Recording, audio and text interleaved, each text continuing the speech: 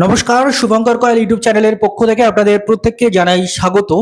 বেশ ছুটতে ছুটতে এসে ভিডিওটা বানাচ্ছি আপনাদের সঙ্গে। আমি একটু বেরিয়েছিলাম, তাড়াহুড়ো করে ফিরে এসে যাই হোক করে অ্যারেঞ্জমেন্ট করে আপনাদের সামনে রাখছি। কারণ কি? কারণ হচ্ছে ব্রেকিং আপডেট, খুব গুরুত্বপূর্ণ আপডেট। প্রথমবার পিএসসি চেয়ারম্যান তিনি সাংবাদিকদের মুখোমুখি হয়েছেন এবং তিনি নিয়োগ সংক্রান্ত অনেক গুরুত্বপূর্ণ কথা বলেছেন। আজকে আমি সেগুলো আগে আপনাদের সামনে শোনাতে চাই আপনাদেরকে, তারপরে আমি আপনাদের সঙ্গে আলোচনায় আসতে চাই।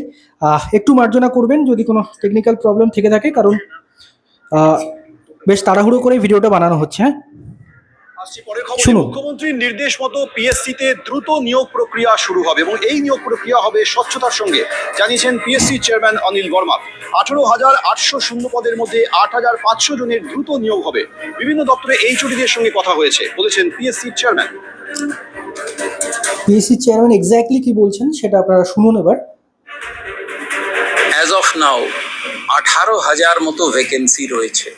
13 লাখ ক্যান্ডিডেটস যারা অ্যাপ্লিকেন্টস অ্যাপ্লাই করে রেখেছেন বিভিন্ন পদে। যে পিএসসিতে বলা হচ্ছে টোটাল 18,000 মতো শূন্যপদ রয়েছে, মানে এগুলো মনে হচ্ছে পেন্ডিং এর কথা বলছেন, এবং সেখানে টোটাল 13 লাখ মতো অ্যাপ্লিকেন্টস অ্যাপ্লাই করে রেখেছেন। যেখানে ভ্যাকেন্সি আছে দ্রুত গতিতে রেজাল্ট বের করা এবং খুব স্বচ্ছতার সাথে এবং ট্রান্সপারেন্সি, যাকে বলা যায় একদম নিখুঁতভাবে আমাদের এই কাজটা করতে হবে, সেই নির্দেশ অনারেবল চিফ মিনিস্টার আমাদেরও দিয়েছেন। কয়েক সপ্তাহের মধ্যে আমরা অ্যাবাউট 8,000 ভ্যাকেন্সিজ যেটা আছে তাকে আমরা রোল আউট করব, সেই লক্ষ্যে আমরা এগোচ্ছি। এবং সরকারের যে নতুন নির্দেশনামা, যেটা এজ রিল্যাক্সেশন, একটা ভ্যাকেন্সির কথা বলো, 8,000 ভ্যাকেন্সি নাকি তারা রোল আউট করছেন খুব তাড়াতাড়ি। এবার এই 8,000 ভ্যাকেন্সিটা কি? সম্ভবত বড় ভ্যাকেন্সি পিএসসি যদি পেন্ডিং কিছু থেকে থাকে সেটা হচ্ছে ক্লার্কশিপের ভ্যাকেন্সি হতে পারে। তো উনি এক্স্যাক্টলি ক্লার্কশিপ বলছেন নাকি ক্লার্কশিপ মিসলেনিয়াস মিলিয়ে বলছেন সেটা নিয়ে কিন্তু দ্বিধাদ্বন্দ্ব থাকছে। ইত্যাদি ভিত্তিতে সব আছে, সেইভাবে আমরা ফলো করে করা হবে। রাজ্যের শিল্পনীতি ঠিক করতে শুনলেন আশা করি। আরো একবার আমি পুরো বক্তৃতাটা শোনাতে চাই, মানে পুরোনো স্টেটমেন্টটা, তারপরে আমি আবার আলোচনায় আসছি। এইচওডিদের সঙ্গে কথা হয়েছে, বলেছেন 3 লাখ ক্যান্ডিডেটস 18,800 শূন্য পদের মধ্যে 8,500 জনের দ্রুত নিয়োগ হবে। বিভিন্ন দপ্তরে এইচওডিদের সঙ্গে কথা হয়েছে, বলেছেন PSC chairman. As of now he is the man. 18,000 মতো ভ্যাকেন্সি রয়েছে।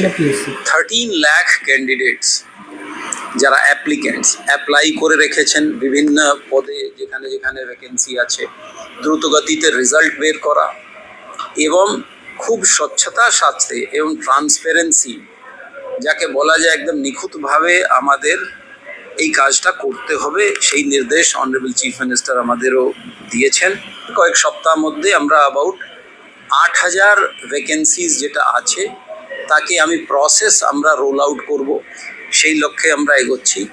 এবং সরকারের যে নতুন নির্দেশনামা, যেটা এজ রিল্যাক্সেশন ইত্যাদি ভিত্তিতে সব আছে, সেইভাবে আমরা ফলো করে করা হবে। যাই হোক, শুনলেন আপনারা। এবার ব্যাপারটা হচ্ছে, আপনারা বহুজন মুখ্যমন্ত্রী থেকে শুরু করে বিভিন্ন জায়গায় মেল করা থেকে সোশ্যাল মিডিয়া ট্যাগ করা থেকে বিভিন্ন কিছু করেছেন। সেই আওয়াজ হয়তো ফাইনালি গিয়ে পৌঁছেছে তাদের কান অবধি, জানি না পৌঁছেছে কিনা।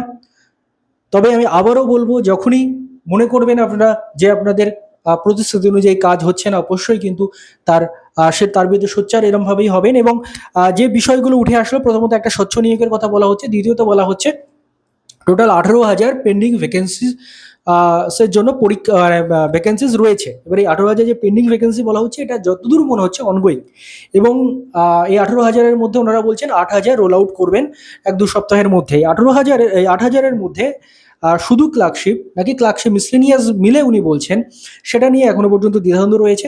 এবং তার সাথে সাথে উনি যেটা বললেন যে সেন্ট্রাল ইউপিএসসি প্যাটার্ন ইত্যাদি, যেমনটা মানে মুখ্যমন্ত্রী বলেছেন বহুবার, যে ইউপিএসসির ধাঁচে, প্যাটার্ন নয়, ভুল বললাম, ইউপিএসসির ধাঁচে, অর্থাৎ সেন্ট্রালাইজড ভাবে ইউপিএসসির মতো প্রশ্ন করে না, ইউপিএসসির ধাঁচে মানে দুর্নীতি মুক্তভাবে নিয়োগের একটা উনি বার্তা দিলেন।